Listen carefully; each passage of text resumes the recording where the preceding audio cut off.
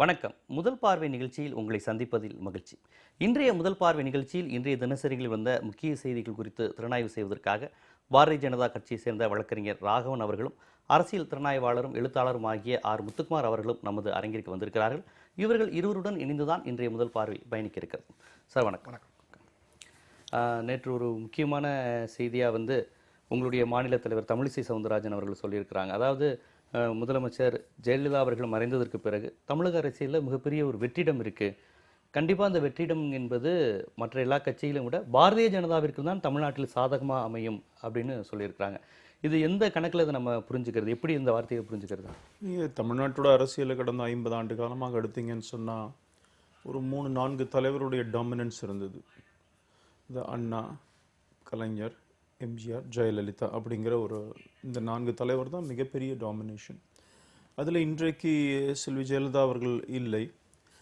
திரு கலைஞருடைய அரசியல் எப்படிங்கிற போது அவருடைய உடல்நிலையும் கூட அவருடைய தீவிர அரசியலில் பங்கு பெறாத நிலைமையில கொஞ்சம் அப்படி இருக்குது. அதனால் தலைவர்கள் சென்டர்டு அரசியல் என்றதே தமிழ்நாட்டில் இப்போ கொஞ்சம் மாறி இருக்கு, மாற்றம் அடைந்திருக்குது. அண்ட் மோரோவர் இன்னைக்கு பாரதிய ஜனதா கட்சியை பொறுத்த வரைக்கும் சமீபத்தில் நடந்த இந்த இடைத்தேர்தலில் கூட தமிழ்நாட்டில் 11 கட்சிகள் இருக்குது, முக்கியமாக பேர் சொல்லக்கூடிய கட்சிகள்.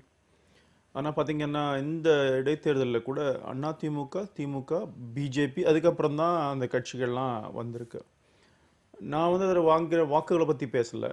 பட் மக்கள் இந்த மாதிரி ஒரு நிலைப்பாடை எடுக்கிறாங்கன்னு சொல்லும் பொழுது பிஜேபி தமிழ்நாட்டில் வரவே முடியாது, இது மதவாத கட்சி அப்படிலாம் பேசின இடங்கள்லாம் போய் அந்த நிலைகள்லாம் போய் இன்றைக்கி பிஜேபி மக்கள் மத்தியில் இடம்பெறுகிறதுன்னு சொல்லும் பொழுது அண்ட் மோரோவர் இப்போது செல்வி ஜெயலலிதா அவர்கள் மறைந்து விட்ட பிறகு நரேந்திர மோடி அவருடைய அந்த செல்வாக்கு தமிழகத்திலையும் கூட உயர்ந்திருக்கிறது. அதனால் இது நேச்சுரலாகவே இந்த பிஜேபி இங்கே வெற்றிடத்தை பிஜேபி தான் நிரப்ப முடியும் அப்படிங்கிற இதுக்கு எங்களுடைய அபிப்பிராயம். அது திமுக வாக்கு வங்கி பாரதிய ஜனதா போவதற்கு என்ன மாதிரியான முகாந்திரம் இருக்குன்னு சொல்றீங்க? அதாவது முன்னுதாரணமும் இல்லை, எந்தவித முகாந்திரம் எந்த அடிப்படையில் அது அப்படியே பாரதிய ஜனதாக்கு போகும்னு நினைக்கிறீங்க? மற்ற எந்த கட்சிக்கும் பொதுவாக ப்ராக்டிக்கலாக நம்ம அனலைஸ் பண்ணி பார்த்தீங்கன்னா பாரதிய ஜனதா கட்சியுடைய வாக்கு வங்கிங்கிறதே அதிமுக வாக்கு வங்கியும் பிஜேபி வாக்கு வங்கியும் ஓரளவுக்கு ஒரே சேம் தான்.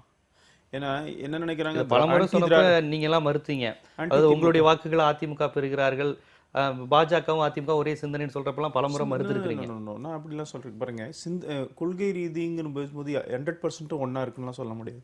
இப்போ பார்லிமெண்ட்ல சில பில்க்கு பிஜேபி ஆதரவு கொடுத்தது காங்கிரஸ் ஆட்சியில் இருக்கும்பொழுது, அதே மாதிரி காங்கிரஸ் இப்போ சில சட்டங்களுக்கு ஆதரவு கொடுத்ததுன்னா 2 ஒன்று நடத்தமா என்ன? அது இஷ்யூ பேஸ்ட்.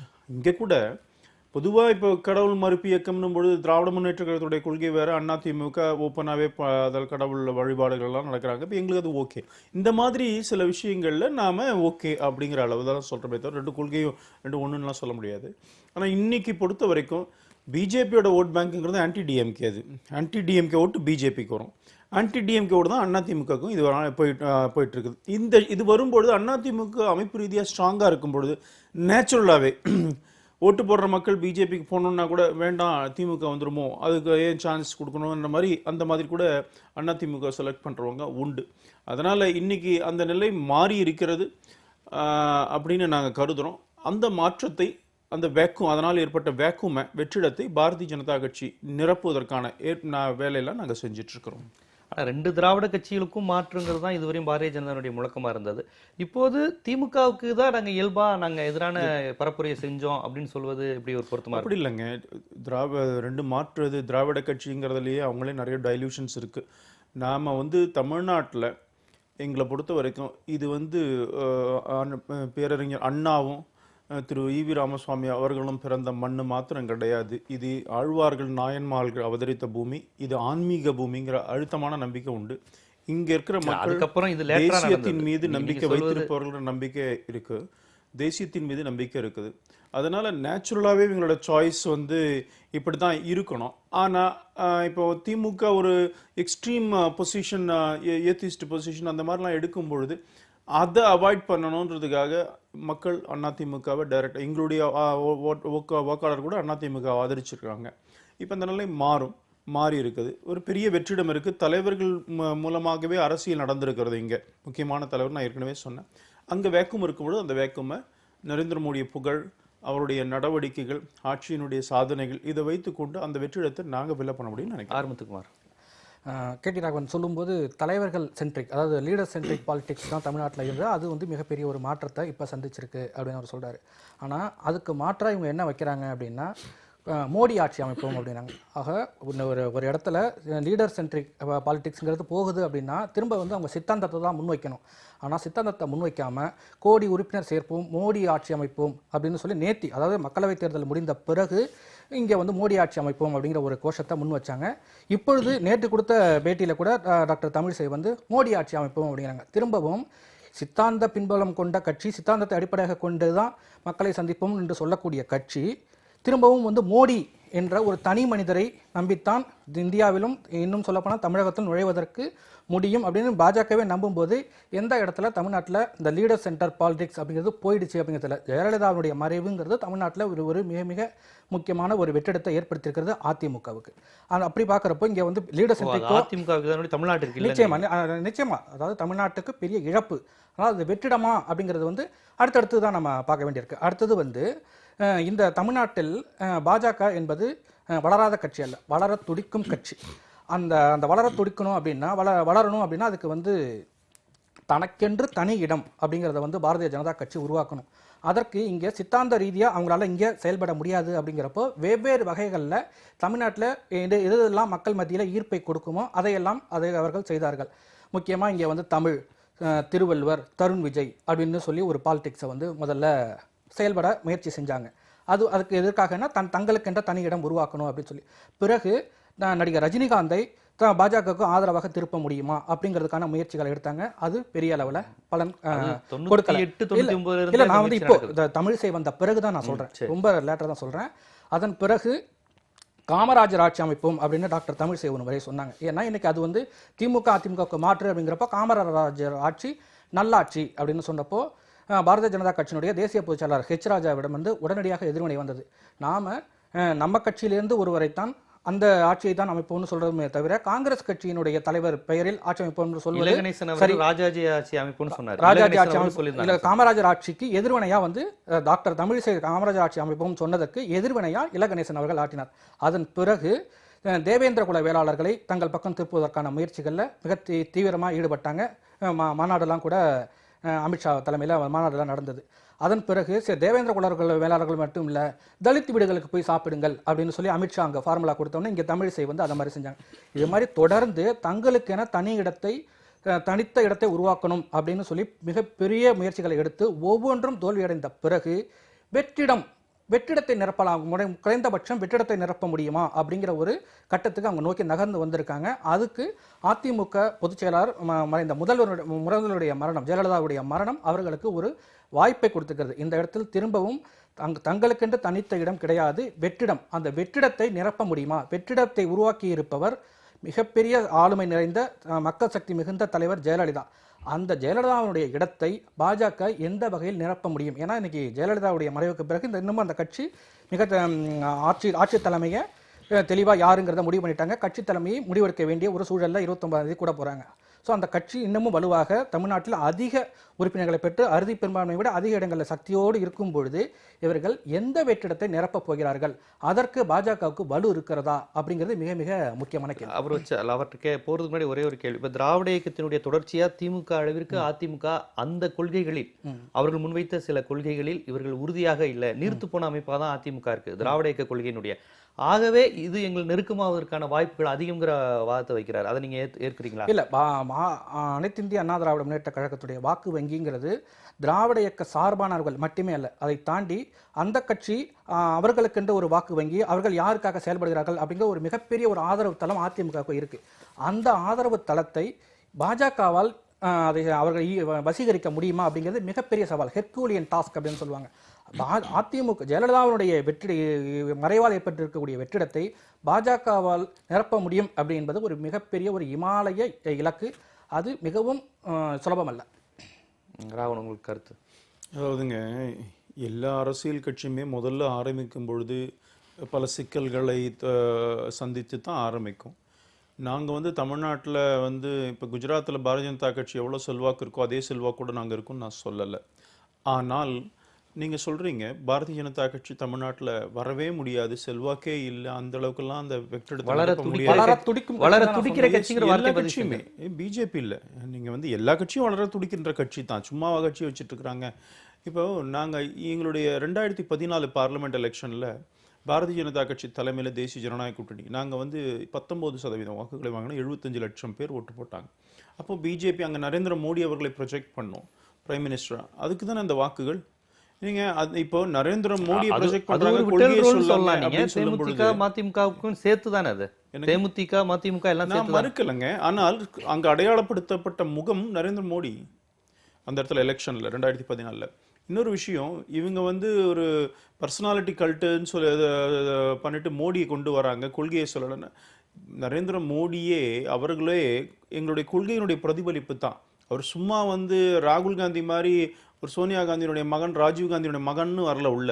அவர் எங்களுடைய கட்சியினுடைய கொள்கையில, அவர் எங்களுடைய அமைப்பு பொதுச் செயலாளர் இருந்தவர், கட்சியினுடைய கொள்கை அத்தனையும் ரிஃப்ளெக்ட் பண்றாரு. அதே மாதிரி தான் அண்ணாவையும் கலைஞரையும் அவங்க சொல்லுவாங்க. சொல்லட்டும், நான் இல்ல, இல்லைன்னு நீங்க தனிநபர் அரசியல் மோடி சர்க்கார் தமிழ்நாடு விடுபட அப்படிங்கறது போகுதுன்னு வந்து சொன்னீங்க. ஆக்டிவா தனிநபர் அரசியல். மோடி சர்க்கார் அப்படின்னா நீங்க ஆமாங்க. சொன்னீங்க. இப்போ அதுக்கு சொல்றோம். பேர் என்ன? அப்ப அது வந்து மோடி தலைவர்கள் சர்க்கார்னா சார்ந்து மோடியினுடைய சர்க்கார் பாரதிய ஜனதா கட்சிக்குடைய கொள்கைகளை இம்ப்ளிமெண்ட் பண்ற சர்க்கார் தான். ஏன்னா மோடி வேற எந்த பிஜேபி கட்சியிலும் வரல. சர்க்கார்னு சொல்லிட்டா என்ன பொருள் இல்ல, மாறிடும்? இருங்க இருங்க பாருங்க, ஸ்ட்ராட்டஜிஸ் ஒவ்வொரு இடத்துல மாறும். Yes. நீங்க அதுதான் நானும் சொல்றேன். It's a strategy. பாருங்க, உங்களுடைய கொள்கைகளை மாற்றிக்க கொள்ளக்கூடாது, ஆனா strategies can be changed. Political strategy எப்படி ஃபார்முலேட் பண்ணுவாங்க எல்லா கட்சியுமே, அந்த ஃபார் தட் மேட்டர், இது எங்க கட்சி மாத்திரம் இல்லை, அந்தந்த காலகட்டத்துக்கு ஏற்ற மாதிரி ஸ்ட்ராட்டஜிஸ் எவால்வ் பண்ணுவாங்க. அது ஸ்ட்ராட்டஜி நாங்க இந்த வாட்டி பிரதமர் மோடியை பிரதமரா ப்ரொஜெக்ட் பண்ண முடிவு பண்ண வெற்றியும் பெற்றிருக்கிறோம். இப்ப அதனால பாரதிய ஜனதா கட்சியுடைய கொள்கையை நீர்த்து போக செய்து மோடி தான் என்ன நினைக்கிறோம் அப்படி இல்லையே. இன்னும் கேட்டா இன் டோட்டோ எங்களுடைய கொள்கைகளை 100th சொல்லல, இயர் நாங்க தனிநபரை முன்னிலைப்படுத்துறீங்கன்னு சொல்றாரு. இல்லன்றேன். 100th இயர் நாங்க எங்களுடைய ஐடியாலஜி இவர் பண்டிட் தீன்தயாள் உபாத்யாயோட 100th இயர் கொண்டாடிட்டு இருக்கிறோம். அவருடைய அந்த இன்டெகிரல் ஹியூமனிசம் பார்த்தீங்கன்னா, தேகாத்ம மானவவாதம், அதை படிச்சீங்கன்னா மோடி அவர்கள் இம்ப்ளிமெண்ட் பண்ற இந்த 2.5 வருஷமும் எங்களுக்கு என்ன வழிகாட்டினாரோ பண்டிட் தீன்தயாள் உபாத்யாய் அத்தனையும் அப்படியே ஃபாலோ பண்ணிட்டு இருக்கோம். அது ஸ்கிராப்பிங் ஆஃப் பிளானிங் கமிஷனா இருக்கட்டும், எல்லாமே இருக்கட்டும். தமிழ்நாடு, கேரளா போன்ற மாநிலங்களில் உங்களுக்கு பிரச்சார உத்தி முழுமையா மாறுபடுதுங்கிறது அவங்களுடைய வாதம். இல்ல, வட இந்தியால அதை நீங்க nothing wrong in it. செய்றீங்க. தமிழ்நாட்டிலயும் கேரளாலயும் நீங்க அப்படி பேசுறது இல்ல. ஆர்குமெண்ட் சேக் ஒத்துட்டா கூட தப்பு கிடையாதுங்கிற நான். சார், ஸ்ட்ராட்டஜி தமிழ்நாட்டுக்கு இல்ல சார், மாவட்டத்துக்கு ஒரு ஸ்ட்ராட்டஜி கூட அடாப்ட் பண்ணா தப்பு கிடையாது. அரசியல்ல பொறுத்த வரைக்கும் நீங்க தேசிய கட்சிக்கு இதே பொருந்தும். Strategy is something different, principle is something different.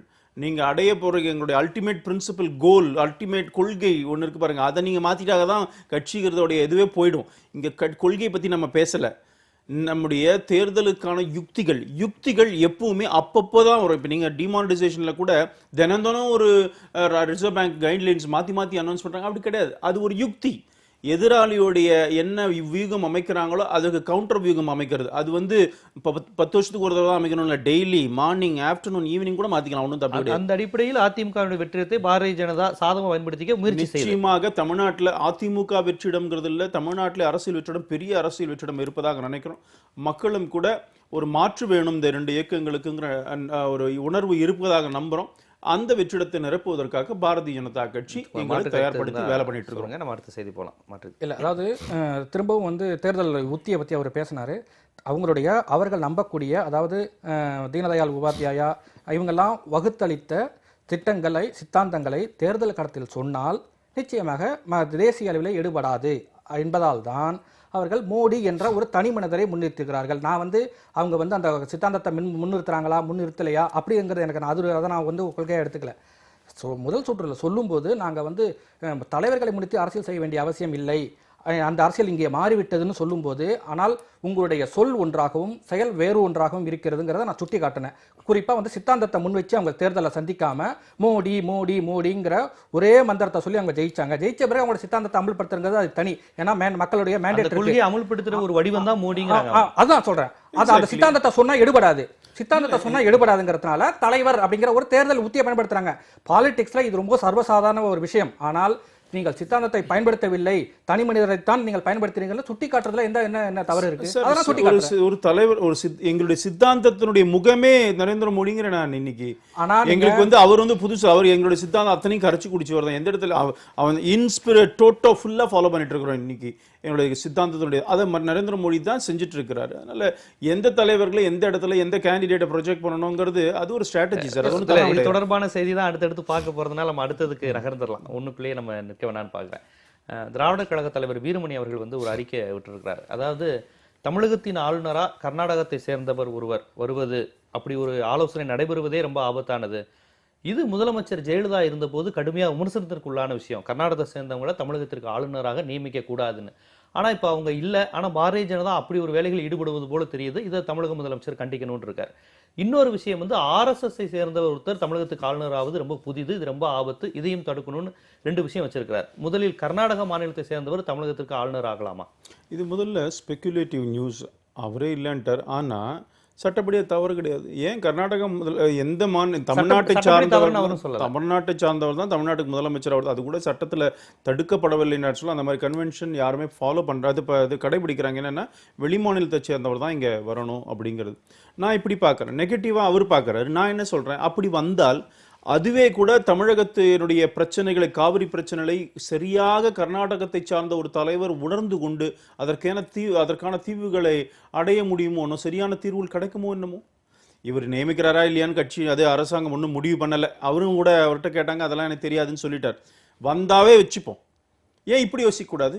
நம்முடைய பிரச்சனையை ஃபர்ஸ்ட் ஹேண்ட் இன்ஃபர்மேஷன் கவர்மெண்ட் தெரியும். உதாரணங்கள் எதுவுமே நீங்க சொல்ற அளவுக்கு ஆரோக்கியமானதா இல்ல. காவிரி பிரச்சனை பொறுத்தவரை நீங்க சொல்ற மாதிரியான ஒரு முன்னுதாரணம் நடைபெற்ற சொல்றேன். நீங்க வந்து இந்த மாதிரி யோசிக்கும் பொழுது, நெகட்டிவா யோசிக்கும் பொழுது நான் பாசிட்டிவா யோசிக்கிறதுக்கு எனக்கு ரைட் இருக்குது. அவர் என்ன சொல்றாரு, வந்தா கெடுத்துருவார். நான் என்ன சொல்றேன், RSS இயக்கத்துல வந்ததுனாலேயே இந்த பிரச்சனையை அவர் தீர்ப்பார். ஏன்னா RSS பொறுத்த வரைக்கும் இந்த நாடு ஒரே கலாச்சார பாரம்பரிய ஒரு நாடு நாங்க நினைக்கிறோம். அதனால ஒரு நாடு என்பது, ஒரு மாநிலம் என்பது ஒரு தனிப்பட்ட ஒரு டெரிட்டரிங்கிறதுல அது பார்ட் ஆஃப் இந்தியா அப்படிங்கிற உணர்வு பேசிக்கலாவே அவருக்கு RSS காரருக்கு உண்டு.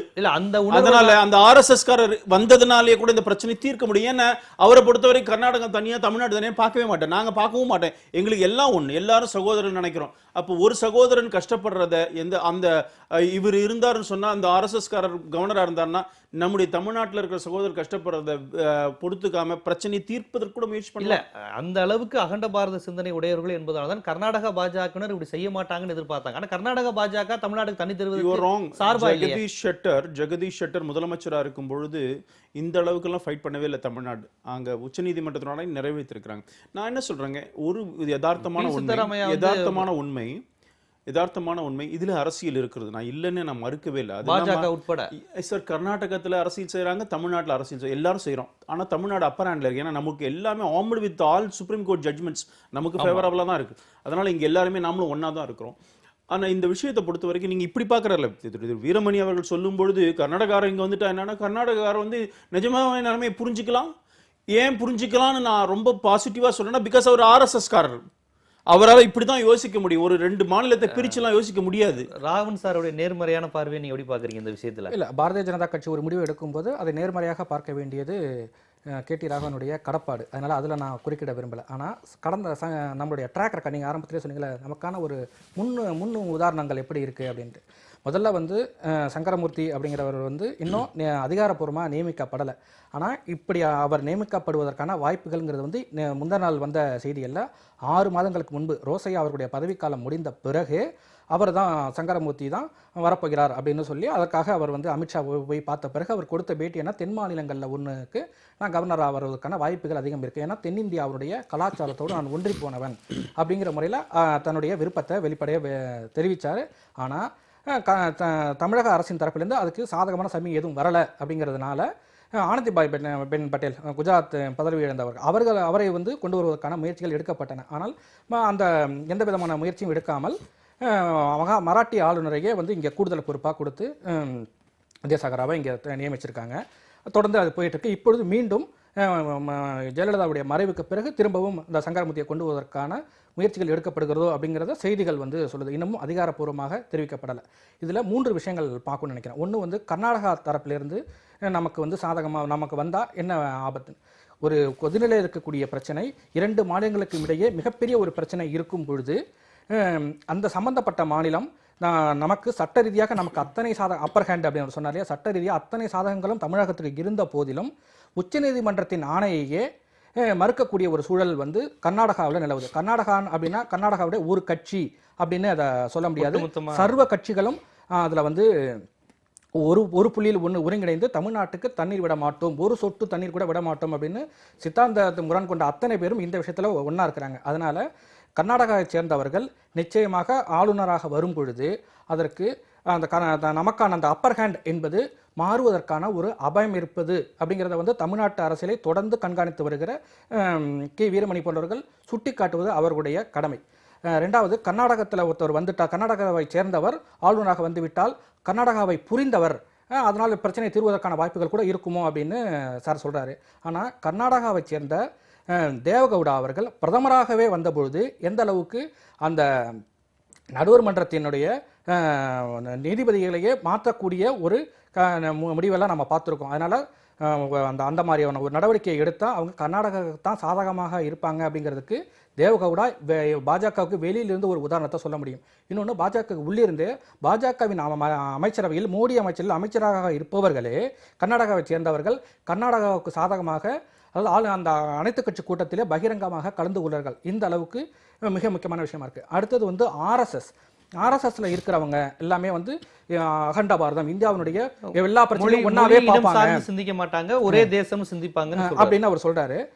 இன்னைக்கு நம்ம சங்கரமூர்த்தியை பற்றி நம்ம சொல்லும்போது எனக்கு தெரிந்து மிகப்பெரிய ஒரு ஆர்எஸ்எஸ்காரர் நரேந்திர மோடி. அவர் தமிழ்நாட்டுடைய பிரச்சனைகளை எப்படி அவர் இதுவரைக்கும் அணுகி இருக்கிறார். உதாரணமாக கச்சத்தீவு பிரச்சனை, இப்போ தமிழக மீனவர்கள் தொடர்ந்து இலங்கை கடற்படையினால் சுட்டுக் கொல்லப்படும் பொழுது தேர்தலுக்கு முன்பு அவர் என்ன சொன்னார்?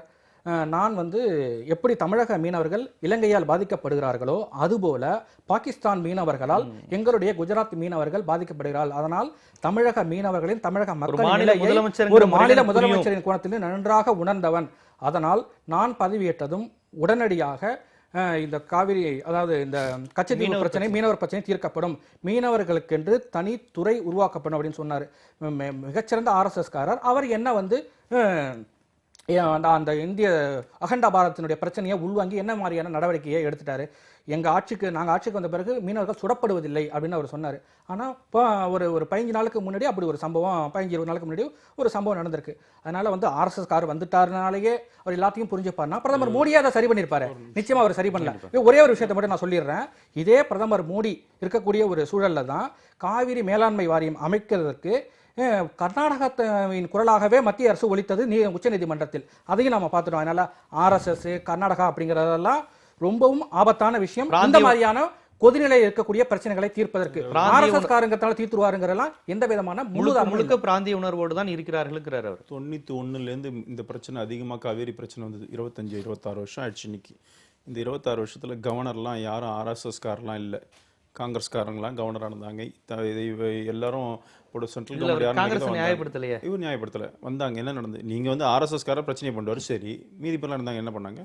ஒன்று. இன்னொன்னு, நீ ஆர்எஸ்எஸ் ஒரு நான் முடிச்சிட ப்ளீஸ், நான் இன்டர்வியூனே பண்ணல, எனக்கு பிரதமர் நீங்க வரப்போற கவர்னர் ஆர்எஸ்எஸ் காரன்னு யோசிச்சுட்டு இருக்கீங்க. இந்த நாட்டோட பிரதமரே ஆர்எஸ்எஸ் கார். இந்தியாவில் இருக்கிற 70 மந்திரி இருக்காங்கன்னா அதுல 68 மந்திரி ஆர்எஸ்எஸ் கார் தான். அதனால எங்களோட ஆர்எஸ்எஸ் அசோசியேஷன் எங்களுக்கு இருக்கிறது நாங்கள் பெருமிதத்தோட சொல்ற விஷயம். அதனால நீங்க அதை மறைச்சிக்கிறதுக்கு ஒன்றும் இல்லை எங்களுக்கு. இன்னொரு விஷயம், இந்த இப்போ கவர்னர் இருக்கிற வித்யாசாகர் ராவ், அவரும் ஆர்எஸ்எஸ்காரன் தான். பேக்ரவுண்ட் பார்த்தா எங்களோட பிஜேபி லீடர் தான் அவர். இதனால் என்ன உங்களுக்கு வந்து பாதிப்பு வந்துருச்சு? ஒன்று, நான் என்ன சொல்கிறேன், நரேந்திர மோடி அவர்கள் பிரதமராக வர்றதுக்கு முன்னாடி கச்சத்தீவுன்னு சொன்னார். இன்னைக்கு நேத்திக்கு கூட அரெஸ்ட் பண்ண மீனவர்கள் 48 மணி நேரத்தில் 24 மணி நேரத்தில் திரும்பி வராங்க. அந்த கடந்த காலம் அப்படி கிட்ட எப்போ அரெஸ்ட் பண்ண எப்போ வருவாங்கன்னு கூட தெரியாது. இன்னைக்கு 700 மீனவர்கள் சுடப்பட்டது காலம் போய் இன்னைக்கு அரெஸ்ட் பண்ணாலே எஸ்கர்ஷன் மாதிரி போயிட்டு திரும்பி வர்றதை தான் நம்ம பார்த்துட்டு இருக்கிறோம். அதனால ரெண்டுத்தையும் தயவு செஞ்சு ஒன்றும் ஒப்பீடு பண்ணாங்க. 2011க்கு பிறகே குறைஞ்சிருச்சு சார். நீங்க வந்து கைது செய்கின்ற மீனவர்கள் கடந்த காலங்களில் எத்தனை மாதங்கள், எத்தனை ஆண்டுகள் உள்ள இருந்தாங்கன்னு போய் பாருங்க. நீங்களே டேட்டாஸ் எடுத்துக்கோங்க. இன்னைக்கு எத்தனையோ பிரச்சனைகள் தீர்க்கப்பட்டிருக்கிறது. அது இன்னைக்கு வந்து ஆர்எஸ்எஸ்காரர் வந்தா இந்த மாதிரி நடக்கும் அப்படின்னு சொன்னா மீதி பேரெல்லாம் இருந்து என்ன பண்ணாங்கன்னு கேட்குறேன். இந்த பிரச்சனைகள்லாம் இந்த அளவுக்கு வர்றதுக்கு காரணம் தமிழ்நாட்டில் இருக்கிற 2 கட்சிகளையும் தான் நான் சொல்லுவேன். நான் நீங்கள் ஃபைனல்ஸ் இவர் சொல்கிறாரு கர்நாடகத்துக்கு சாதகமாக நடந்தது. உச்சநீதிமன்றத்தில் வழக்கு வந்தது. அப்போ என்ன சொன்னாங்க? மத்திய அட்டார்னி ஜெனரல் என்ன சொன்னார்? Tribunal order is a final order. அது வந்து சுப்ரீம் கோர்ட்டோட உச்சநீதிமன்றத்தின் ஆணைக்கு இணையானது, அது அப்பீலபிள் ஆர்டர் கிடையாது. அப்படின்னா ஃபைனல் ஆர்டர் என்ன சொல்லியிருக்கு, தமிழ்நாட்டுக்கு இத்தனை டிஎம்சி தண்ணி கொடுக்கணும்னு சொல்லியிருக்கு. அதை உச்சநீதிமன்றத்தில் மத்திய அரசாங்கம் அட்டார்னி ஜெனரல் சொல்லும்போது சொன்னாரா இல்லை, இதுதான் ஃபைனல் ஆர்டர்னு சொன்னாரா இல்லையா? அதை சேலஞ்ச் பண்ணாங்களா மத்திய அரசாங்கமும் வேற ஏதாவது? சேலஞ்ச் பண்ண கர்நாடகாவை அந்த அப்ளிகேஷனை நீங்க எடுத்துக்க கூடாது விசாரணைக்கு. ஏன்னா இந்த ஆர்டர் சேலஞ்ச் பண்ண முடியாதுன்னு சொன்னாங்க. கூடாதுன்னு சொல்லி மனு போட்டது யாரு? மேலாண்மை வாரியம் அமைக்க கூடாது என்று சொன்னது யார்? திரு ஜீவசகாப்தம் அமைக்க கூடாதுன்னு சொல்லல. யாருக்கு அந்த அமைப்புக்கான அதிகாரம் இருக்கிறத பத்தி தான் ஒரு discussion. Supreme court has accepted that. Supreme court வந்து இது பாராளுமன்றத்துக்கு அதிகாரம் இருக்குன்னு சொல்லும் பொழுது இல்ல எனக்கு தான் அதிகாரம், நீ அமைச்சிட்டு வா அப்படின்னு சுப்ரீம் கோர்ட் சொல்லலையே. அந்த ஆர்குமெண்ட்ல சுப்ரீம் கோர்ட் அந்த வாதம் கர்நாடகத்துக்கு சார்பானது அல்ல. அந்த நேரத்தில் சார்பானது பாருங்க, சார்பு பாருங்க, சட்டத்தை பத்தி சொல்லும்போது யாருக்கு சார்புங்கிறது இல்ல, அந்த இடத்துல எது சட்டம். உச்சநீதிமன்றம் நேரடியா அமைக்கணும் ஒரு அந்த மாதிரி வாரியம் அமைச்சா அதை சேலஞ்ச் பண்ணும் பொழுது அது சட்டப்படி நிக்காம போலாம். அதனால எது சட்டமோ எது நடைமுறையோ சட்டத்துல என்ன சொல்லிருக்கோ அந்த மாதிரி பண்ணுவோம்னு சொல்றாரு. காவிரி நடுவர்மன்றம் என்பது பரிந்துரை கிடையாது, அது உத்தரவு அப்படிங்கிற விஷயமும் நம்ம பார்க்க வேண்டியது. அதைத்தானே சுப்ரீம் கோர்ட்ல சொல்லிருக்கு. இது ஃபைனல் ஆர்டர், இது அப்பீலபிள் ஆர்டரே கிடையாது. ஃபைனல் ஆர்டர் இது மேல அப்பீல் வர முடியாது. அதனால இது அந்த இது வந்து ட்ரைபுனல் கொடுத்த ஆர்டர் தான் ஃபைனல்னு உச்சநீதிமன்றத்தை சென்ட்ரல் கவர்மெண்ட் சொல்லுதுன்னா அதான மீனிங் இருக்கு. ஆர் முத்துக்குமார், உங்கள்கிட்ட நான் முன்வைக்கிறது, இப்போ திராவிட கழக தலைவர் வீரமணி அவருடைய அறிக்கையில் ஆளுநர் கர்நாடக மாநிலத்தை சேர்ந்தவர் வரக்கூடாது என்பவர் ஒரு வாதம் வைத்தது போல் அழுத்தமாக இன்னொரு வாதத்தையும் அவர் வைக்கிறார். ஆர்எஸ்எஸ்காரர் தமிழ்நாட்டுக்கு ஆளுநராக வரக்கூடாது அப்படின்னு. காங்கிரஸ் ஆட்சியில் ஆளுநர்களாக காங்கிரஸ் கட்சிக்காரர்கள் தான் இருந்தாங்க. அதேபோல் பாரதிய ஜனதா தரப்பு இருக்கும்போது அவர்கள் தரப்பு ஆட்கள் தான் இருப்பாங்க. இதில் இவர் குறிப்பிட்டு ஆர்எஸ்எஸ்ஸை பற்றி இவ்வளவு பயப்பட வேண்டிய அவசியம் என்ன? எதனால ஆர்எஸ்எஸ் வரக்கூடாதுன்னு அவர் அழுத்தம் கொடுக்குறாருன்னு நீங்கள் நினைக்கிறீங்க? இல்லை, ஆர்எஸ்எஸ் நபர் அல்லது ஆர்எஸ்எஸ் தொண்டர் ஒருவர் தமிழ்நாட்டுக்கு கவர்னராக வரக்கூடாது அப்படின்னு அவர் வீரமணி அவர்கள் சொல்வதனுடைய உட்பொருள் என்ன அப்படின்னா, அவரே அந்த அறிக்கையில் சொல்லியிருக்காரு, பாஜக வந்து கொள்ளைப்பற வழியாக ஆட்சியை பிடிக்க பார்க்கிறதோ அப்படிங்கிற ஒரு சந்தேகத்தை அவர் முன்வைக்கிறாரு.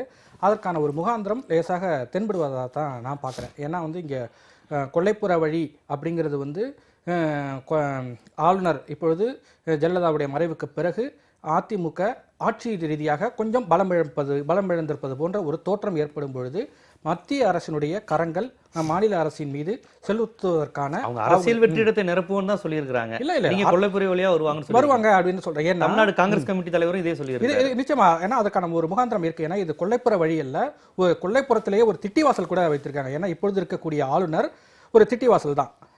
அதாவது அவர் வந்து பொறுப்பு ஆளுநர், மராட்டிய ஆளுநர், அவர் ஆர்எஸ்எஸ்காரர், அவர் இங்கே பொறுப்பு ஆளுநராகவும் இருக்கிறார். அந்த திட்டிவாசலை அடைத்துவிட்டு கொள்ளைப்புற வழியாக வருவதற்கான வாய்ப்புகள் இருக்கிறதோ அப்படிங்கிற ஒரு சந்தேகத்தை வந்து அவர் எழுப்புறாரு. ஏன்னா வந்து ஒரு தீவிர ஆர்எஸ்எஸ்காரர் ஏற்கனவே வந்து மோகன் பாகவத் அவர்கள் சொல்லும் பொழுது மக்களவைத் தேர்தல் வெற்றிக்கு பிறகு நமக்கு இன்னும் வந்து தமிழகத்தில் கேரளாவில் உள்ளிட்ட மாநிலங்களில் தான் இன்னும் தடம் பதிக்கிறதுக்கான வாய்ப்புகள் இல்லை, அதை செய்வதற்கான அதிக வாய்ப்புகளை வந்து ஆர்எஸ்எஸ் உருவாக்கி கொடுக்கும் அப்படின்னு மோகன் பாகவத் வந்து கேரளாவில் பேசினார். அதனுடைய அடுத்தடுத்த நீட்சியாகத்தான் இந்த இப்போ தமிழகத்துக்கு ஆர்எஸ்எஸ் ஆளுநர் சொல்ல வேண்டிய அவசியம் இல்லை, ஆர்எஸ்எஸ் உறுப்பினராக இருப்பவர் ஆளுநராக வருவதற்கான முயற்சிகளை எடுக்கிறார் என்பது கி வீரமணியுடைய சந்தேகம். அதற்கு பல உதாரணங்கள் இருப்பதால் அவர்கள் அதை வந்து சுட்டிக்காட்ட வேண்டிய ஒரு கடப்பாடு இருக்கிறதாகவே நான் பார்க்குறேன். இப்போ அடுத்தடுத்த செய்தியும் தொடர்புடையதாக இருக்கிறதுனால இதோட பதிலை நீங்கள் அடுத்த கேள்விக்கு பதில் சொல்லும் போதே சேர்த்து சொல்லிடலாம்னு நினைக்கிறேன். விடுதலை சிறுத்தைகள் தலைவர் திருமாவளவன் அவர்கள் வந்து சொல்லியிருக்கிறார், அதாவது வருமான வரித்துறையினுடைய சோதனை என்பது நடத்துறதுக்கு உரிமை இருக்குங்கிறத யாரும் மறுக்கலை. ஆனால் வந்து மம்தா பானர்ஜி அவர்கள் என்ன சொல்கிறாங்கன்னா, பாஜக ஆளாத மாநிலங்களாக பார்த்து அவங்க நடத்துகிறாங்க, இதில் வந்து ஒரு பெரிய எங்களுக்கு ஐயம் இருக்குன்னு மம்தா பானர்ஜி சொல்லியிருக்கிறாங்க. இதற்கான பதிலை தமிழக முதலமைச்சர் தான் சொல்லணும். இந்த வருமான வரித்துறையின் மூலமாக மாநில உரிமை மீறப்படுகிறதா, மாநில அரசு மிரட்டப்படுகிறதா அப்படின்னு தமிழக முதலமைச்சர் விளக்கம் சொல்லணும். மம்தா பானர்ஜி அவர்கள் அந்த கேள்வியை கேட்டிருக்கிறாங்க அப்படின்னு விடுதலை சிறுத்தைகள் செல்வர் திருமாவளவன் ஒரு கேள்வி எழுப்பியிருக்கிறார். இதை எப்படி பார்க்குறீங்க? இது வந்து சட்டப்பூர்வமான நடவடிக்கை. இன்கம் டேக்ஸ் ஆக்டில் எந்த மாதிரி நடவடிக்கைகள் எடுக்கலான்னு அதில் குறிப்பிடப்பட்டிருக்கிறது. சட்டப்பூர்வமாக ஒரு நடவடிக்கை எடுக்கும் பொழுது அதில் ஃபைண்டிங்கு கூட சீஃப் செக்ரட்டரியோட ஆஃபீஸ் ரைட் பண்ணும்போது, வீட்டை ரைட் பண்ணும்போது கிடைச்ச ஃபைண்டிங் என்ன? ஒன்றுமே இல்லைன்ட்டா போனாங்க.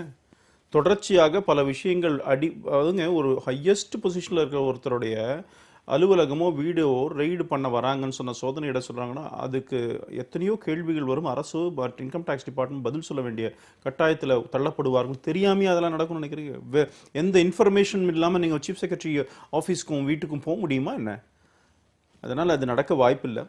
இல்ல இது அதே முதலமைச்சர் ஜெயலலிதா அவர்கள் மறைந்ததற்கு பிறகுதான் இது அனைத்து முகாந்திரமும் உங்களுக்கு ஒரு கிடைக்குதா? விஷயம் சொல்றேன். ஏன்னா இன்னொரு தொலைக்காட்சியில கூட நான் பார்த்துட்டு இருக்கும்போது கேட்டாங்க, ஜெயலலிதா இருந்திருந்தா பண்ணிருப்பீங்களான்னு ஒன்னு நான் சொல்றேன். அப்படி கேட்கல. நீங்க இருந்திருந்தா கேட்கல. இல்ல, பண்ணிருப்பீங்களான்னு கேட்கல. அவங்களுக்கு அதற்கு பிறகுதான் உங்களுக்கு செய்தி கிடைச்சதான்னு கிடையாது. கேட்கிறேன் நான். இன்னைக்கு வந்து நவம்பர் 8க்கு அப்புறம் தான் இந்த டிமானிடைசேஷன் அனௌன்ஸ் பண்ணது பிரைம் மினிஸ்டர்.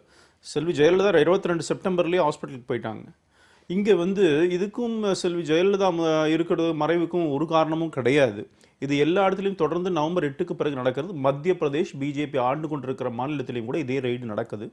நேற்று குஜராத்தில் கூட சில அந்த கோஆபரேட்டிவ் சொசைட்டிஸ், மகாராஷ்டிராவில் கோஆபரேட்டிவ் சொசைட்டிஸில் கூட நடந்திருக்கு, ரெய்டெல்லாம் நடந்திருக்கு.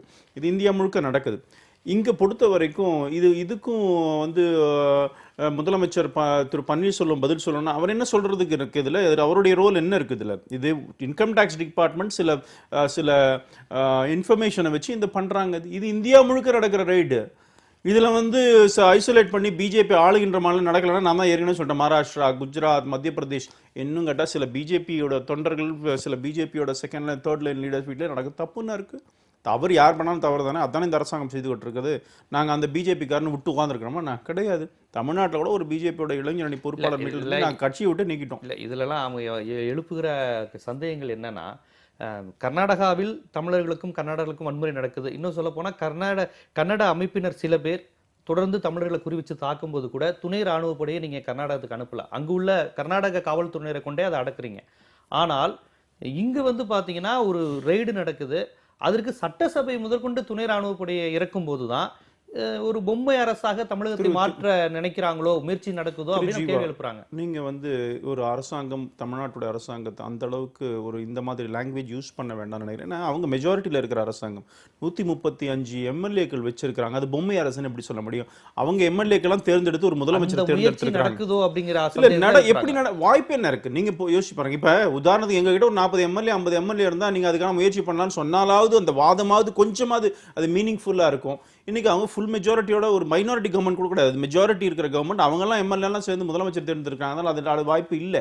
இன்னொன்று, கர்நாடகாவில் சட்டம் ஒழுங்குங்கிறது எப்பயுமே ஸ்டேட் சப்ஜெக்ட்டுங்க அது. அதனால பாராமிலிட்டரி ஃபோர்ஸஸ் எல்லா நேரமும் மாநில உரிமையை அப்படி மத்திய அரசு மதிக்குதா? Please allow me. கண்டிப்பா மதிக்குது. நீங்க வந்து சட்டம் ஒழுங்கை நிலைநாட்ட வேண்டிய ஸ்டேட் கவர்மெண்ட், அது காங்கிரஸ் கவர்மெண்டா இருந்தாலும் சரி, பிஜேபி கவர்மெண்ட் இருந்தாலும் சரி, சென்ட்ரல் ஃபோர்ஸ் வேணும்னு ரிக்வஸ்ட் பண்ண அனுப்புறாங்க. அங்க கர்நாடகாவுடைய காங்கிரஸ் அரசாங்கம் சென்ட்ரல் ஃபோர்ஸ் கேட்கல, அனுப்பல.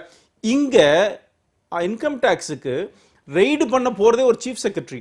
அவர் வந்து ஃபுல் கண்ட்ரோல், எல்லா அட்மினிஸ்ட்ரேஷன் கண்ட்ரோலும் அவர்கிட்ட தான் இருக்கு. அந்த லோக்கல் போலீஸ் அப்போ எந்த அளவுக்கு அது அந்த கண்ட்ரோல் வரும்? சட்டசபை வரையும் துணை ராணுவ சார் அதுக்கு சார் ரூல் பர்மிட் பண்ணுது. சட்டசபை இல்லைங்க, அது சீஃப் செக்ரட்டரியோட ஆபீஸ். அங்க அதுக்குள்ள அந்த விசினிட்டி கூட சட்டசபைக்குள்ள போல. சட்டசபைக்குள்ள தலைமைச் செயலக வளாகம்ங்கிறது தலைமைச் செயலக வளாகத்துக்குள்ள இது அசம்பிளி இருக்கிறதுனால அதனால அது இப்ப நீங்க இப்படி கேட்பீங்களோ, சீஃப் செக்ரட்டரி ஆபீஸ் போனா சீஃப் மினிஸ்டர் ஆபீஸை ரைட் பண்ண சொல்ல முடியுமா என்ன? சீஃப் செக்ரட்டரியோட அந்த ஆபீஸ்க்கு மாத்திரம் தான் போயிருக்கிறாங்க. இது எந்த ஃபோர்ஸை யூஸ் பண்ணணும் வச்சுக்கணுங்கிறதுக்கு அதுக்கு வந்து சட்டத்துல இன்கம் டாக்ஸுக்கு அது அனுமதி இருக்கு. It is natural. ஸ்டேட் போலீஸை வச்சிருந்தா ஸ்டேட் அவர் தான் கண்ட்ரோல் முழுக்க. எந்த அளவுக்கு அது வந்து அந்த ரெய்டே அர்த்தம் இல்லாமல் போக வாய்ப்பு இருக்கு. அதனால பாராமிலிட்டரி ஃபோர்ஸ் தட் டூ ரெய்டுக்கெல்லாம் பாராமிலிட்டரி ஃபோர்ஸ் போக மாட்டாங்க, பாதுகாப்புக்கு தான் போவாங்க. ரெய்டு பண்ணுறதுக்குலாம் அவங்களுக்கு அதிகாரம் கிடையாது. போலீஸ்க்கு இன்கம் டேக்ஸ் அதிகாரிகள் தான் ரெய்டு பண்ணுவாங்க. இவங்க பாதுகாப்புக்கு இருக்காங்க, அவ்வளோதான். ஏதோ உள்ள போய் ஒவ்வொரு ரூம்குள்ளேயும் பாராமிலிட்டரி ஃபோர்ஸ் உள்ள போய் ரெய்டு பண்ண மாதிரின்றது தவறு. பாருங்க, இது மாநில உரிமை மீறப்பட்டிருப்பதா பார்க்குறீங்களா? இல்லை, அதாவது அந்த வருமான வரி சட்டம், ஆர்பிஐ ஆக்ட், அது எல்லாமே வந்து மிக தெளிவாகவே சொல்லுது. எந்த இடத்துல அரசாங்கம் அதாவது சட்டவிரோதமாக பணம் பதுக்கி வைக்கப்பட்டிருக்கிறது என்று அதிகாரப்பூர்வமாக அல்லது நம்பத்தகுந்த தகவல் கிடைச்சதுன்னா எந்த இடத்துக்கும் போய் சோதனை செய்வதற்கான உரிமை வருமான வரித்துறைக்கு இருக்குது. அந்த அடிப்படையில் வந்து தமிழ்நாடு அரசினுடைய தலைமைச் செயலாளருடைய அலுவலகத்துக்கு போய் ரெய்டு பண்ணியிருக்காங்க. இது வந்து சட்ட ரீதியாக இதில் எந்த விதமான தவறும் இல்லை. ஆனால் திருமாவளவன் அவர்கள் சுட்டி காட்டுவது என்னென்னா, இது தமிழ்நாட்டுக்கு மட்டும்தான் பொருந்துமா, ஏனைய அதாவது பிரச்சனைகளுக்கு உரிய எல்லா மாநிலங்களுக்கும் பொருந்துமா அப்படிங்கிறது மிக முக்கியமான கேள்வி. ஏன்னா மம்தா பானர்ஜி சொல்லியிருப்பதை சுட்டிக்காட்டி அவர் சொல்றாரு, மம்தா பானர்ஜி உடனடியாக தமிழக முதலமைச்சர் எதிர்வினை ஆற்றாத சூழலில், இந்த நிமிடம் வரை எதிர்வினை ஆற்றாத ஒரு சூழலில் மம்தா பானர்ஜி அவர்கள் இதற்கு எதிர்வினை ஆற்றினார். அதுபோல ஓ பன்னீர்செல்வம் அவர்களும் எதிர்வினை ஆற்ற வேண்டும் அப்படின்னு திருமாவளவன் அவர் கேள்வி கேட்கிறாரு. இதில் மிக முக்கியமான விஷயம் என்னென்னா, இந்த நவம்பர் 8 வந்து திரும்ப சொல்கிறாங்க. அந்த நவம்பர் 8க்கு முன்பு பாரதிய ஜனதா கட்சியினுடைய பாரதிய ஜனதா கட்சிக்கு அலுவலகங்கள் வாங்குவதற்கான முயற்சிகள் பெருமளவு நடந்திருக்குது. அதுபோல வங்கி கணக்குகள், அதாவது கட்சியினுடைய வங்கி கணக்குகள்லாம் பெரிய அளவில் பணம் வந்து போயிருக்கு, நிதியாக போயிருக்கு அப்படின்னு சொல்றது வெளிப்படையாக வந்த செய்தி. தங்களுக்கு நம்பகத்தகுந்த செய்தி இருந்துச்சுன்னா உடனடியாக எந்த இடத்திலும் போய் சோதனை செய்வதற்கான உரிமை உண்டு. அப்படிங்கும்போது பாரதிய ஜனதா கட்சிக்கு பணம் வந்திருக்கு அப்படின்னா அமித்ஷாவுடைய அலுவலகத்துக்கு வருமான வரித்துறை ஏன் இதுவரைக்கும் போகலை அப்படிங்கிறது மிக முக்கியமான கேள்வி. அடுத்தது, குஜராத் முதல்வராக இருந்த பொழுது நரேந்திர மோடி அவர்கள் பணம் பெற்றதாக சில குற்றச்சாட்டுகளை கெஜ்ரிவால், ராகுல் காந்தி போன்றவர்கள் முன்வைக்கிறார்கள். அதற்கு பிரதமர் மோடியினுடைய, ஏன்னா குஜராத் முதல்வராக இருந்தவர் மோடியினுடைய அலுவலகம் அல்லது குஜராத்தினுடைய அலுவலகத்தை சென்று சோதனை, இது இங்கே தலைமைச் செயலகம் வெரி ப்ரெஸ்டீஜியஸ் ஆஃபீஸ், அதுக்குள்ளேயே அவங்க போயிட்டாங்க. ஆனால் அமித்ஷாவுடைய அலுவலகத்துக்கோ குஜராத் முதலமைச்சர் அலுவலகத்துக்கோ இதுவரை வருமான வரித்துறை சென்றிருக்கிறதா? இதுவரை செல்லவில்லை. அதனால இதுல பாஜக ஆளும் மாநிலங்கள், பாஜக ஆளத் துடிக்கும் மாநிலங்கள் ரெண்டுத்துக்கும் மிகப்பெரிய ஒரு பாரபட்சத்தை மத்திய அரசு வருமான வரித்துறையின் உதவியோடு செய்கிறதுன்னு அவங்க வந்து சந்தேகம் எழுப்பதில் எல்லா விதமான முகாந்திரமும் இருக்கிறதாவே நான் பார்க்குறேன். ரெண்டு விஷயத்துக்கு நான் பதில் சொல்கிறேன். பிஜேபியினுடைய அலுவலகம் வாங்கணுன்ட்டு எல்லா இடத்துலையும் கிட்டத்தட்ட 1.5 வருஷம் 2 வருஷம் ரொம்ப வருஷமாகவே பண்ணுறோம். ஒரு தீவிரமாக 2 வருஷமாக நம்ம எல்லா மாவட்ட அலுவலகம் வாங்கணும்னு முயற்சி பண்ணிகிட்ருக்கோம். தமிழ்நாட்டில் நாங்கள் 5 இடம் வாங்கியிருக்கிறோம். 5 மாவட்டத்தில் எல்லாமே ஒயிட் டிரான்சாக்ஷன்ஸ், பிளாக் எல்லாம் கிடையாது, செக்கு தான் எல்லா இடத்துலையும்.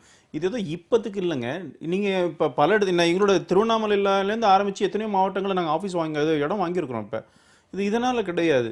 அதுவும் பேங்க் டிரான்சாக்ஷன், பேங்க்கில் வரும்பொழுது நீங்கள் என்ன பிளாக்னு எப்படி சொல்லுவீங்க? நீங்கள் பேங்க்கெல்லாம் நாங்கள் வந்து இன்கம் டேக்ஸுக்கு கொடுத்துருக்குற அதுலேயும் கொடுத்துருக்குறோம், நீங்களே பார்த்துக்க முடியும். பேங்க் ஸ்டேட்மெண்ட் எடுத்து போடுறாங்க, இவங்க வந்து பாருங்க பணம் வச்சிருக்கிறாங்க அப்படின்னா. ஆமாம், யார் இல்லைன்னு சொன்னா? நீங்கள் கருப்பு பணத்தை எடுத்தீங்கன்னா நியாயம் பேசுறது. எல்லாமே பேங்க் டிரான்சாக்ஷன் இருக்கு சார்.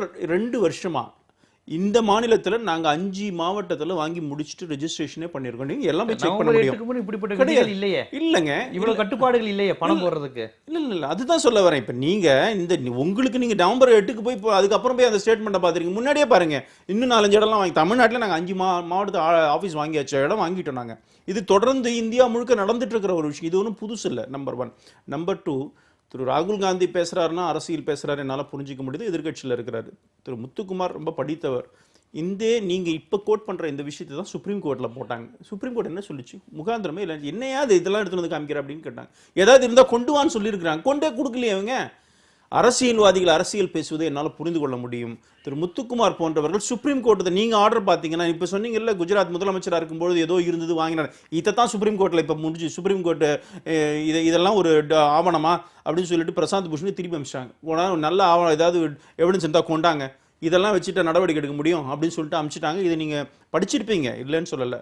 நீங்கள் போய் இதை ப்ரெசென்ட் பண்ணுறீங்கன்னு எனக்கு ஆச்சரியமாக இருக்குது. ஸோ அதனால் எங்களை பொறுத்த வரைக்கும் சார், பாரதிய ஜனதா கட்சி ஒரு விஷயத்தை எடுக்கணும்னு சொன்னால், இப்போது நீங்கள் எதிர்கட்சியாக இருக்கிறீங்க, நான் ஏதாவது சின்ன தப்பு பண்ணுவேனான்னு காத்துட்டு இருக்க வைப்பீங்கல்ல, அதை வச்சு என்னை எக்ஸ்போஸ் பண்ண தான் முயற்சிப்பீங்க. அப்போ நரேந்திர மோடி அவர்கள் இந்த விஷயத்தை எடுத்திருக்கிறான்னு சொன்னால், தப்பு செய்யட்டும், நேரம் வரும்போது பார்த்துக்கலான்னு எடுக்கிறதுக்கு ஒரு வித்தியாசம் இருக்கு இல்லையா? தூய்மையான ஆள் மாத்திரம் சார் இதை பண்ண முடியும். ஒன்று மாத்திரம் சொல்கிறேன், 2014 வெற்றி பெற்றோம் பார்லிமெண்ட்டில். அதுக்கப்புறம் நடந்த 14 சட்டமன்ற தேர்தலில் 12 ஜெயிச்சோம் நாங்கள். இப்போ 2019 கூட இங்கே தமிழ்நாட்டில் பண்ணுற மாதிரி ஏதோ 2 இலவசமோ ஏதோ ஒன்று மக்களை பண்ணிட்டு கொடுத்துட்டு 2019 தேர்தலில் நாங்கள் ஃபேஸ் பண்ண முடியும். தன்னுடைய அரசியல் வாழ்க்கையை பணயம் வைத்து எடுத்த முடிவு, அந்த முடிவை எடுப்பதற்கு மிகப்பெரிய பொலிட்டிக்கல் வில் வேணும். எவன் தூய்மையாக இருப்பானோ அந்த தலைவன் தான் அதை எடுக்க முடியும். இல்லைன்னு சொன்னால் இன்றைக்கி இருக்கிற டெக்னாலஜி டெவலப்மெண்ட்டில் சின்ன சின்ன விஷயம் கூட மக்கள் மத்தியில் கொண்டு போக முடியும், எக்ஸ்போஸ் ஆக முடியும். அப்போ தூய்மையாக இருக்கிற நரேந்திர மோடி தான் இதை எடுக்க முடியுது. பெரிய ரிஸ்க், பொலிட்டிக்கல் ரிஸ்க் எடுத்திருக்கிறோம். மக்கள் ஆதரவு இருக்கு, வெற்றி பெறும். இந்த வருமான வரி சோதனை குறித்து மம்தா போன்றவர்கள் ஒரு மாநில இறையாண்மையில் தலையிடுகிறார்கள் அப்படிங்கிற ஒரு இது அரசியல் ரீதியாக வந்து கால் பதிக்கிறதுக்கு முயற்சி செய்கிறாங்க. 2 வாதத்தை வச்சாலுமே அடிப்படையில் அவருடைய சோதனையில் வந்து விஷயம் வந்து கிடைக்குதுல, என்ன நோக்கத்துக்காக பண்றாங்களோ அதற்கான முகாந்திரம் இருக்க போய் தானே பண்றாங்க அவங்க. ஊழல் அந்த முகாந்திரம் இருக்குது. அதனால அவங்க நடவடிக்கை எடுக்கிறதுல எந்த விதமான தவறும் இல்லை. ஆனால் அதில் பாரபட்சம் காட்டப்படுகிறது அப்படிங்கிறதா என்னுடைய குற்றச்சாட்டு. அதுக்கு நான் 2 உதாரணங்களையும் நான் சொன்னேன். அடுத்தது வந்து போன சுற்றுலா சொல்லும்போது 2 விஷயங்களை வந்து தமிழக மக்கள் சார்ந்து 2 விஷயங்களை வந்து கேடி ராகவன் அவர்கள் சுட்டி காட்டினார். ஒன்று வந்து தமிழக மீனவர்கள் வந்து இப்பொழுது வந்து இலங்கை மீனவர்கள் இலங்கை கடற்படையாக கைது செய்து திரும்பி வருவது என்பது எக்ஸ்கர்ஷன் போயிட்டு வருவது போல வருகிறார்கள் அப்படிங்கிற ஒரு பதத்தை அவர் பயன்படுத்தினாரு. அதனுடைய நோக்கம் என்ன அப்படிங்கிறது தெரியல. மீனவர்கள் ஒரு நிமிஷம் எக்ஸ்கர்ஷன் மீனவர்கள் கைது செய்யப்பட்டு சிறையில் வாடிவிட்டு திரும்பி வருவது என்பது சுற்றுலா போய்விட்டு வருவதற்கு ஒப்பானதா அப்படிங்கிறதுல எனக்கு மிகப்பெரிய ஒரு கருத்து வேறுபாடு இருக்கு. அடுத்தது தமிழ்நாட்டு அரசியல ஜெயிக்கணும் 2-3 இலவச திட்டங்கள் அறிவிச்சா போதும் அப்படிங்கிறது தமிழக வாக்காளர்களை தமிழக மக்களை கொச்சைப்படுத்துவதற்கு ஒப்பானது. இல்ல நீங்க தமிழ்நாட்டை பத்தி இப்ப ஜெயிச்சிருவோம் அப்படின்னு சொன்னீங்க. தமிழ்நாட்டு மக்கள் அப்படி மிக எளிதாக நீங்கள் மிக குறைவாக எடை போடுவீர்கள் என்பதற்கு உதாரணம் தமிழகத்தில் இன்னமும் பாஜக தடம் வைக்காதக்கு அதுவும் கூட ஒரு காரணமோ அப்படிங்கிற ஒரு சந்தேகமும் எனக்கு. அதை விட்டே இன்னொரு செய்தி போயிடும். நீங்க அதுக்கு சொல்லிட்டு தப்பா போயிடும். நான் சொல்றது நான் கேஷுவலா சொன்ன விஷயம். அதாவது போனவங்க எப்ப திரும்பி வருவாங்களே தெரியாது, பல மாதங்களாக ஜெயில இருந்ததெல்லாம் வந்துட்டு இருக்காங்க அப்படின்னு சொல்றேன். எனக்கு கொஞ்சம் சிரமமா இருந்துச்சு. அதே போல நாங்க இலவசம்ங்கிறதெல்லாம் சொல்லல. நான் சொல்றது அரசியல் ரீதியாக வாக்குகளை பெறுவதற்காக சில மீதி கட்சிகள்லாம் பயன்படுத்துற மாதிரி சாதாரணமான விஷயங்களை போட்டு அதனால வாக்குகளை பெற முடியும் அப்படிங்கிறது யதார்த்தத்துல பல மாநிலங்கள்ல பாக்குறோம். அந்த மாதிரி இல்லை அப்படின்னு சொல்ல வரேன் நான். இன்னொரு முக்கியமான அதோட தொடர்புடையதான், வெறுமனே இந்த உயர் மதிப்புள்ள பணத்தை இவர் பணமிழக்க செய்துவிட்டார். இது இப்போ கருப்பு பணம்ங்கிறதே ஏதோ சாதாரண மக்கள்கிட்ட மட்டும் இல்லை, சாதாரண மக்கள்கிட்டயே இல்லை. அது வீட்டுமனை, வேறு விதமான பதுக்கல், பினாமி, இன்னொருத்தர் பேர்ல நிலம் இடிக்கிறது, இந்த மாதிரி பல்வேறு வழிகளில் கருப்பு பணங்கிறது குவிஞ்சிருக்கு. இவங்க ஏதோ ரூபா நோட்டில் மட்டும் இருக்கிறதா நினச்சி இப்படி ஒரு முடிவு எடுத்துட்டாங்களே அப்படின்னு பல்வேறு தரப்பினரும் விமர்சனம் செஞ்சாங்க பாரதிய ஜனதா அரசு. இப்போ அடுத்ததா பினாமி தடுப்பு சட்டத்தையும் அவர் கொண்டு வர போறாரு. இந்த சட்டம் ஆல்ரெடி இருக்கு, 1988 இருக்கு. இருந்தாலும் விதிகள் வகுக்கப்படலை, விதிகள் பின்பற்றப்படலை. கடுமையான விதிகளுடன் எந்த ஒரு பணக்காரரும் சொந்தக்காரங்க பேர்லையோ தெரிஞ்சவங்க பேர்லையோ நிலத்தை பதிஞ்சுக்கிட்டு அதை அனுபவிக்கிற விதத்தை இனிமேல் நாங்கள் அனுமதிக்க மாட்டோம் அப்படின்னு சொல்லியிருக்கிறாங்க. இந்த நடவடிக்கையை நீங்க எப்படி பாக்குறீங்க? மிக மிக முக்கியமான ஒரு வாக்குறுதியாக பார்க்குறேன், நடவடிக்கையாக பார்க்கல. ஏன்னா அவர் எடுத்த பிறகு தான் அது நடவடிக்கை அடுத்த கட்டத்தை நோக்கி நகரும்.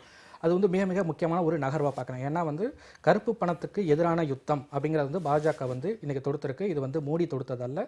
ஏற்கனவே அத்வானி அவர்கள் 2009 இதை முன் வச்சு தான் அவர் தேர்தலை சந்திச்சாரு. ஆனால் அது பெரிய அளவில் அவரும் அதன் பிறகு மோடியும் சொன்னது வெளிநாட்டில் இருக்கக்கூடிய கருப்பு பணத்தை இங்கே கொண்டு வருவதற்கான முயற்சிகளை எடுப்போம் அப்படின்னு சொன்னாங்க. அதில் குழுவெலாம் கூட அமைச்சாங்க. ஆனால் இந்த கருப்பு பண பட்டியல் இருக்குது எங்கள் கையில், ஆனால் அதை வெளியிட்டால் காங்கிரஸ்காரங்களுக்கு சிக்கல் வந்துடும் அப்படின்னு அருண் ஜேட்லி ஒரு மிரட்டல் ஆயுதத்தை விட்டுட்டு அதுக்கு பிறகு வெளிநாட்டு கருப்பு பணம் அப்படிங்கிறத பற்றி மூடி வச்சுட்டு உள்நாட்டு கருப்பு பணம் அப்படிங்கிறத நோக்கி நகர்ந்திருக்காங்க. குறிப்பாக இந்த டிமானிட்டைசேஷன் விவகாரம் மூலமாக அதில் உள்நாட்டு கருப்பு பணத்தை வெளிக்கொண்டு வருவதற்கான ஒரு மிக மிக முக்கியமான முயற்சியாக பாரதிய ஜனதா கட்சி சொல்லியிருக்கு. அதற்கான நடவடிக்கைகள் இன்னும் ஒரு 7 நாள் புதிய இந்தியா பிறந்த பிறகு நம்ம அதை என்ன அப்படிங்கிறத நம்ம பார்க்கலாம். ஆனால் அந்த கருப்பு பணத்துக்கு எதிரான யுத்தத்தில் 4 முக்கியமான விஷயங்களை மோடி சொல்கிறார். ஒன்று இந்த பண மதிப்பிழக்கம், இன்னொன்று தேர்தலில் பயன்படுத்தக்கூடிய பணத்தை கட்டுப்படுத்துவதற்கு அரசாங்கமே, அதாவது தேர்தல் ஆணையமே பணத்தை செலவிடுவது தேர்தல் வேட்பாளர்களுக்கு அப்படிங்கிறது மிக மிக முக்கியமான ஒரு முயற்சியாக இருக்கும். அதே போல ஒரு தேர்தல் அப்படிங்கிறது அதுவும் கூட அதனுடைய ஒரு முயற்சியாக இருக்கும் அப்படின்னு மோடி அவர்கள் சொன்ன இந்த டிமானிட்டைசேஷன் நடந்த 2வது நாள் 3வது நாள். அடுத்தது இப்பொழுது பினாமி நடவடிக்கை. இது மிகவும் முக்கியமான நடவடிக்கை. ஏன்னா கருப்பு பணம் எல்லாமே வெறுமனே கேஷாக மட்டுமே குவிந்துடலை, அசையா சொத்துக்களைத்தான் பெருமளவு இருக்கு அப்படிங்கிறது எல்லோருக்குமே தெரிஞ்ச ஒரு விஷயம். அதைத்தான் முதலில் நியாயமாக செய்திருக்க வேண்டும். அதை இப்பொழுது 4வது கட்டமாக அதை நோக்கி நகர்கிறார்கள். இது முக்கியமான நகர்வு. இது ராஜீவ்காந்தி காலத்திலேயே கொண்டு வரப்பட்ட சட்டம். அதற்கான ஷரத்துகளோ அல்லது இன்னும் விரிவாக வரையறுக்கப்படவில்லை. அதை மோடி அவர்கள் செய்வேன் என்று சொல்லியிருக்கிறார். இது மிக மிக முக்கியமான நகர்வு. ஆனால் இதையே மற்ற கட்சிகளை கையை முறுக்குவதற்கு, ஆம் ட்விஸ்டிங் செய்வதற்கு பயன்படுத்தாமல் மெய்யான நோக்கத்துக்கு பயன்படுத்தினால் ஆக்கப்பூர்வமான ஒரு நடவடிக்கையாக அமையும். புதிய சட்டம் கொண்டு வரலன்னு சொல்லல அவர். ஆல்ரெடி இந்த 2016 அமெண்ட்மெண்ட்லாம் பாஸ்ட். இப்போ 2016 அமெண்ட்மெண்ட் முடிச்சு. இப்போ இவர் நீங்க கூட சொல்றீங்க எப்படி பணமா இருக்கும். நான் ஒத்துக்கிறேன். இப்போ உங்களுடைய ப்ராப்பர்ட்டி நான் வாங்குறேன், என்கிட்ட 10 கோடி ரூபாய் ப்ராப்பர்ட்டி உங்களுக்கு, நான் 15 கோடி 5 ரூபாய் இதுவாக பிளாக் மணியாக கொடுத்து 10 ரூபா உங்கள்கிட்ட கேஷாக கொடுத்து வாங்குறேன். நீங்கள் என்ன பண்ணுறீங்க, இவர்கிட்ட போய் அதை கோல்டாக வாங்குறீங்க. என்கிட்ட இருந்த 5 கோடி ரூபாய் கருப்பு பணம் உங்ககிட்ட நீங்கள் இவர்கிட்ட கோல்டு போய் மாற்றுறீங்க. இப்படி எப்படி இருந்தாலும் அந்த கேஷ் எங்கேயோ ஒரு இடத்துல இருக்கும். உங்ககிட்ட தான் இருக்குன்னு சொல்லலை, எங்கிட்ட தான் இருக்குன்னு சொல்லலை, ஆனால் எங்கேயோ முடங்கி இருக்கிறது. அது ஒன்று. இன்னொன்னு பிரதமர் தெளிவா சொன்ன இருக்கிறாரு, இன்னைக்கு சொல்லல. அந்த ரூட்டை வந்து முதல்ல நீங்க கேப்சர் பண்ணாம, அதாவது கண்டிப்பா. வீட்டுமனை வேறு சில இந்த No, no, பினாமி no. இதையெல்லாம் இது இங்க பண்ணாம பாருங்க, பிரதமருடைய நவம்பர் 8 பாருங்க, அதுக்கப்புறமும் பாருங்க, அவர் நான் அடுத்தது இலக்கு என்னுடைய இலக்கு பினாமி டிரான்சாக்ஷன் சொல்லியிருக்கிறாரு. இப்ப நேத்து மன் கி பாத்ல சொன்னதில்ல, முன்னாடியே சொல்லியிருக்கிறாரு. அதற்கு அதே மாதிரி கோல்டு எந்தெந்தெல்லாம் கருப்பு பணம் எங்கெங்கெல்லாம் உருவாக வாய்ப்பு இருக்கிறதோ அதனுடைய கதவுகள் இல்லை, ஜன்னல்கள் இல்லை, சந்தை கூட அடைச்சிருக்கிறார். வெளிநாடுகள் கூட சொல்றாருல, சகோதரர் சொல்றாருல, பினாமி இது வந்து பிளாக் மணி ஆக்ட் கொண்டு வந்திருக்கிறோம், அதாவது டபுள் டாக்ஸேஷன் அவாய்டன்ஸ் அக்ரிமெண்ட் 50 நாடுகளோடு எங்க கவர்மெண்ட் வந்த அப்புறம் சைன் பண்ணியிருக்கோம். இனிமேல் எந்த நாட்டில் போட்டாலும் அந்த அக்கௌண்ட் கொடுத்துருவாங்க, அந்த அக்ரிமெண்ட் போட்டிருக்கோம். பார்ட்டிசிபேட்டரி நோட்டு தான் பெரிய உள்ள வர்றதுக்கான பெரிய வாசலா இருந்தது. இப்போ செபி ரெகுலேஷன்ஸ் டைட்டன் பண்ணி பார்ட்டிசிபேட்டரி நோட்டை ரொம்ப டைட்டன் பண்ணியாச்சு. முன்ன மாதிரிலாம் பார்ட்டிசிபேட்டரி நோட்லாம் கொண்டு பிளாக் மணி வெளியே போய் ஒயிட்டாவெல்லாம் உள்ள வர முடியாது. இப்போ அந்த மாதிரி வெளிநாட்டுடைய கருப்பு பணத்தை அத்தனையும் எந்த அளவுக்கு டைட்டன் பண்ண முடியுமோ பண்ணிட்டு உள்ள இறங்கி இருக்கிறாரு. இல்ல இதுல ஃபெமா ஃபெரா ரூல் வந்து கடந்த பாஜக ஆட்சியின் போதுதான் அதை வந்து ஃபாரின் எக்ஸ்சேஞ்ச் மணியை மானிட்டரிங் பண்ணக்கூடிய விஷயத்தை ரெகுலேஷன்ங்கிற முறையில அதை ஒரு நடைமுறை ஆக்குனதே பாஜக அரசுங்கிற குற்றச்சாட்டு உண்டு. ஃபாரின் ரெகுலேட் பண்றது தான் நல்லது தானங்க. இப்ப முன்னெல்லாம் பாருங்க, பார்ட்டிசிபேட்டரி நோட்ல கண்காணிப்பது என்பது அது வராம என்பது பாதை சார் இங்க பாருங்க, ரெகுலேட் பண்றதுங்கிறது கடந்த வாஜ்பாய் அவருடைய பாஜக அரசுல தான் நடந்தது அப்படிங்கிற குற்றச்சாட்டை இப்போ ஃபாரின் டைரக்ட் இன்வெஸ்ட்மெண்ட் நாம ஆதரிக்கிறோம். ஆனால் பார்ட்டிசிபேட்டரி நோட்ல முன்னெல்லாம் அந்த இஷ்யூரர் வந்து இஷ்யூ பண்றவங்க வந்து பெருசால இப்போ வந்து சஸ்பீஷியஸ் டிரான்சாக்ஷன் நீங்க அப்பப்போ அதுக்கு சர்டிஃபைட் பண்ணணும், சஸ்பீஷியஸ் டிரான்சாக்ஷன் இல்ல அப்படிங்கறதெல்லாம் கொடுக்கணும்னு இப்ப மாத்தி இருக்குது, நிறைய எடுத்துட்டு வந்திருக்கணும். அதுல அந்நிய செலவனை கண்காணிப்பது என்பது எல்லாமேங்க சார், ஒரு ரெகுலேட் பண்றது, அதை இது ஒழுங்குபடுத்துவதுங்கிற மாதிரி கொண்டு வந்தது பாஜக அரசு தான். என்னங்க ரெகுலேட் பண்றதோ ஒழுங்குபடுத்துறது என்ன தவறு இருக்கு? கவர்மெண்ட் மானிட்டர் பண்ணித்தானே ஆகணும், சூப்பர்வைஸ் பண்ணித்தானே ஆகணும். இதெல்லாம் செஞ்சது பிஜேபி கவர்மெண்ட்னா ரொம்ப சந்தோஷம். அதோடைய நீங்களே ஏற்றுக்கொண்டிருக்கும்போது நான் சந்தோஷப்படுறேன். இப்போ அந்த வெளிநாடுகளுடைய கருப்பு பணத்தை எந்த அளவுக்கு முடக்கணும், இது பண்ணணுமோ, அதை ஸ்ட்ரீம்லைன் பண்ணணுமோ, அதான் சொன்னால் 50 நாடுகளோட அவார்டன்ஸ் டபுள் டாக்ஸேஷன் அவார்டன்ஸ் போட்டிருக்கோம். இப்போ உள்நாட்டில் இறங்கியிருக்கோம். இப்போ இந்த சட்டத்தை பொறுத்தவரைக்கும் ஏற்கனவே இருக்கிற ஷரத்து தான் இந்த ஒரு அமெண்ட்மெண்ட்டில் பல டைட்டன் பண்ணி 7 வருடம் வரைக்கும் கடுங்காவல் தண்டனைங்கிறதையும் சீஸ் பண்ணுறதும் இதெல்லாம் நம்ம எடுத்துன்னு வந்திருக்கிறோம். அரசாங்கத்தினுடைய முதல் படி தான் இந்த கருப்பு பணம் ஒழிப்பு. இப்போ டிமானிட்டைசேஷன் தான் நேற்று பிரைம் மினிஸ்டர் சொல்கிறார், முதல் படி அது. இப்போ பல படிகளை நம்ம எதிர்பார்க்கலாம். 2வது படியாக இந்த பினாமி டிரான்சாக்ஷன் அபாலிஷன் இதுதான். அடுத்தது பல படிகள் இருக்குது. நோக்கம், எண்ணம், அல்டிமேட் கோல் இந்தியா இந்த corruption free, black money free நாடாக மாறணும். நிறைவு பகுதியில் நிற்கிறோம். இதில் மாற்று கருத்து தான் சுருக்கமாக பதிவு செய்யும். இல்லை, அதாவது முதல் படியை முதல்ல ஏறிட்டு 2வது படியை ஏறது தான் வந்து இயல்பான ஒரு நடவடிக்கையாக இருக்கும். ஆனால் முதல்ல வந்து இந்த கருப்பு பண ஒழிப்பு, இது இன்னைக்கு வந்து அது வந்து கேஷ்லெஸ் லெஸ் கேஷ் சொசைட்டியை நோக்கி நகரணும் அப்படிங்கிறதுக்காக நாங்கள் வந்து பண மதிப்பிழக்கம் செஞ்சோன்னு சொல்கிறாங்க. ஆனால் அவங்க ஆரம்பத்தில் சொன்னது கருப்பு பண ஒழிப்பு அப்படிங்கிறது தான். கருப்பு பண ஒழிப்புக்கு வெளிநாடு உள்நாடு 2ஆக பிரிச்சுக்கிட்டா, வெளிநாட்டை முதல்ல எடுத்துருக்கணும். ஆனால் வெளிநாட்டிலேருந்து வரக்கூடிய ஏற்கனவே இப்பொழுது டைட்டன் பண்ணியிருக்கிறது எல்லாமே இனிமே உருவாகாமல் இருப்பதற்கான வழிகள். ஏற்கனவே உருவாகி இருந்த அங்கே சேமித்து வைக்கப்பட்டிருக்கும் பணத்தை எப்படி கொண்டு வருவதற்கான முயற்சிகளை எடுக்கும். அதை வந்து இன்னும் மத்திய அரசு எடுக்கலை அப்படிங்கிறது முக்கியமான விஷயம். ஆனால் உள்நாட்டை பொறுத்த வரைக்கும், உள்நாட்டு கருப்பு பண ஒழிப்பை பொறுத்த வரைக்கும் பினாமி ஒழிப்பு, அந்த சொத்துக்களை சரியான முறையில் மீட்பது அப்படிங்கிறதா முதல் நடவடிக்கையாக இருந்திருக்கணும். ஆனால் அதை விட்டுவிட்டு பண முதலைகளை எல்லாம் விட்டுவிட்டு பதுக்கல்காரர்களை எல்லாம் விட்டுவிட்டு சாமானியர்களை சாலையில் நிறுத்தியது இருப்பது மிகவும் அபாயகரமான நடவடிக்கை. இது மக்களை நேரடியாக பாதித்த நடவடிக்கை. 2ஆம் படியிலிருந்து ஏறிவிட்டு முதல் படியில் இறங்கும்போது கீழே இருப்பவர்கள் சாய்ந்து விடுவார்கள். அதில் கவனம். ஒரே ஒரு நிமிஷம், எஸ்ஐடியில் சுப்ரீம் கோர்ட்ல அந்த லிஸ்ட் கொடுத்தாச்சு, யாரெல்லாம் இருக்கு வெளிநாடுகள்ல இருந்து அந்த கருப்பு லிஸ்ட் ஏற்கனவே இருக்கு. எஸ்ஐடி ஆரம்பம் 2014 நடந்தது. இப்போ எங்க கவர்மெண்ட் வந்தவங்க எஸ்ஐடி கிட்ட இப்ப லிஸ்ட் கொடுத்ததே எங்க கவர்மெண்ட் தான். அதனால கொடுக்கலங்கிறதெல்லாம் சும்மா அந்த தவறான வாதம். அது சுப்ரீம் கோர்ட் சொல்லணும். சுப்ரீம் கோர்ட் கிட்ட சுப்ரீம் கோர்ட் சொல்லணும். சுப்ரீம் கோர்ட் சொன்னா கொடுத்துடலாம். நான் சொல்லவே இல்ல, அருண் ஜேட்லி சொன்னதை நான் சொல்றேன். பட்டியலை வெளியிட்டால் காங்கிரஸ்காரர்களுக்கு கெடுதல் அப்படின்னு அருண் ஜேட்லி சொன்னாரு. இப்ப சுப்ரீம் கோர்ட் வெளியிடுன்னு சொன்னா பண்ணணும். ஏன்னா அது கேஸ் சுப்ரீம் கோர்ட்ல இருக்குது, அதான் பிரச்சனை. கண்டிப்பா. இன்றைய காலை நேர நிகழ்ச்சியில் பல்வேறு விஷயங்களை நீங்கள் இருவருமே உங்கள் தரப்பு பார்வைகளை மக்களுக்காக எடுத்து வச்சிங்கன்னே நான் பார்க்குறேன். முதல் பார்வை நிகழ்ச்சியில் கலந்துக்கிட்டு உங்கள் கருத்துக்களை பதிவு செய்திருக்க உங்கள் இருவருக்கும் நன்றி. மீண்டும் முதல் பார்வை நிகழ்ச்சியில் சந்திக்கும் வரை உங்களிடமிருந்து விடைபெறுவது ஜீவசகாப்தன்.